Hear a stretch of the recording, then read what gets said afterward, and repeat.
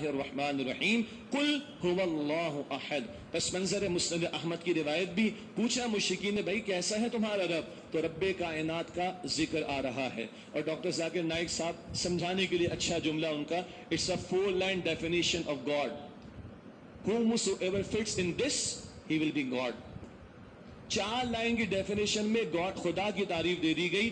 جو اس تعریف میں پورا اترے بس وہی خدا ہے, وہی معبود ہے, اور صرف اللہ کی ذات ہی ہے جس کا یہ تعلق بیان آ رہا ہے, تعارف آ رہا ہے. اور یہ بھی حضور کی پسندیدہ صورت صلی اللہ علیہ وسلم. فجر کی 2 سنتیں دوسری رکعت میں آپ تلاوت کرتے, مغرب کی 2 سنتیں دوسری رکعت میں تلاوت کرتے, وتر کی تیسری رکعت میں آپ تلاوت فرماتے, اور طواف کی دوسری رکعت میں تلاوت فرماتے, اور رات کو سوتے وقت بھی تلاوت فرماتے اس کی آپ صلی اللہ علیہ وسلم.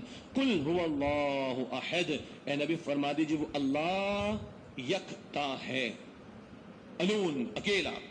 اللہ الصمد, اللہ الصمد بے نیاز, سب اس کے محتاج ہیں, وہ کسی کا محتاج نہیں. پڑھ چکے وہ کھلاتا ہے, اس کو کھلایا نہیں جاتا. لوگ سوتے ہیں, اس کو نیند نہیں آتی, اس کو اونگ نہیں آتی, اس کو حاجت ہی نہیں. محتاج سب اس کے, وہ کسی کا محتاج نہیں.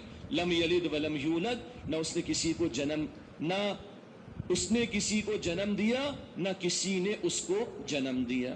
نہ اس کا کوئی بیٹا, نہ کوئی اس کا باپ ہے. باقی ہر مخلوق اس میں معاملہ ہے. تو یہ پوری سورت صرف کس پر صادق آئے گی؟ اللہ رب العالمین پر. وَلَمْ يَكُنْ لَهُ كُفُوًا أَحَدٌ, اور کوئی ایک بھی اس کے جیسا نہیں ہے. وہ خالق, باقی سارے مخلوق.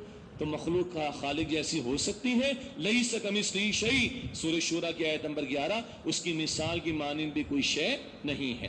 آخری 2 سورتیں ان کو معوذتین کہتے ہیں, معوذتین.